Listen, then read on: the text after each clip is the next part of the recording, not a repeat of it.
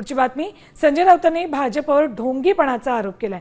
काँग्रेसनं शिस्तभंगाची कारवाई करत निलंबित केलेल्या नगरसेवकांना भाजपनं आपल्या पक्षात घेतलं, त्यामुळे राऊतांनी संताप व्यक्त केलाय। भाजपनं बॉक्सर काँग्रेस सोबत एक प्रकारे छुपी युतीच केली आहे असा दावा करत त्यांनी भाजपच्या दुटप्पी भूमिकेवर सडकून टीका केली। तुम्ही काँग्रेस बरोबर एक प्रकारे युती आणि आघाडी केलेलीच आहे। एमआयएमचे लोक सुद्धा बरोबर घेऊन आकोटला सत्ता स्थापन करतायत, त्यांना त्यांच्यावर कारवाई होते एमआयएमच्या लोकांवर, आणि त्यांना बरोबर घेऊन एमआयएमला सुद्धा आकोटला बरोबर घेऊन ते सत्ता स्थापन करतायत। मी म्हटलं ना, हे एक नंबरचे बनचुके आणि ढोंगी लोक आहेत।